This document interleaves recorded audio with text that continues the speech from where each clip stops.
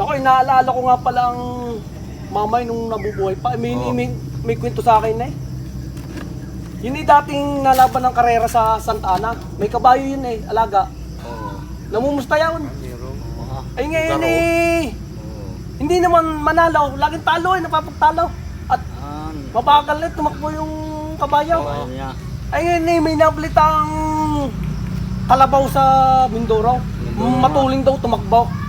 Ba? Ay di, punta ang mamay sa kwa, sa Mindoro. Punta. Ay di binili. Yung kalabaw daw. Ngayon, dinala na, sinakay sa barkaw. Sinakay. Nung nasa pier na, ay di sasakay sa bus. Maynila. Ay dadalhin do't ilalaman na eh. Ay ngayon, inakausap ang konduktor. Sabi, magkano daw ang pamasahe? Siya at saka yung mamay at ang kalabaw. Ay sabi nung konduktor, ay hindi naman uwari yan eh. Hindi naman pwede ang kalabaw sa bus. Ay nga itong konduktor eh, may peloso po dahil, may kalokohan. Ay biti sinabi sa mamay eh, 1.5 daw, 1,500. Di kayo sa loob, at yung kalabaw eh ating hihilahin. Tatali sa likod ng bus. Ay bigay tayo yung mamay eh nakapayag. Ay mababa eh, mura, 1,500 lang. Namurahan na eh, namurahan. Oh.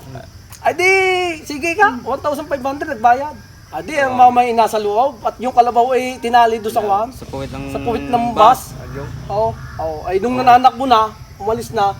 Adi, ayos ang mamay at dado sa likod. Sa pusto ay sa likod. Ay tulog. Asat nung tulog. Ngayon nung nasa kalaborso na, adi gini katuwiran. Ito dyaw. Kaganda ng daan na eh. Ay, ang bilis ng takbo ng bus. Na pumalo ng 120. 120?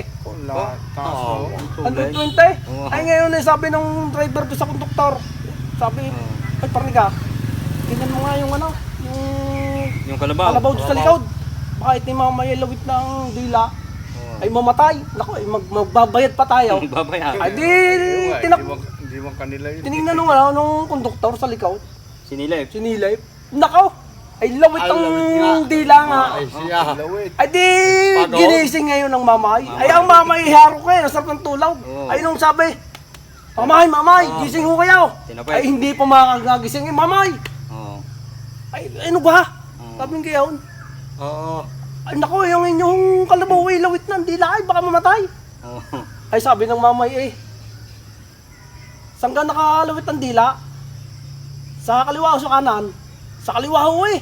Nakautaw, sabi nung konduktor. Ay sabi ng mamay eh, nakautaw eh. Kalse ang tali. Ay yan ina-placer. Ay overtake yan.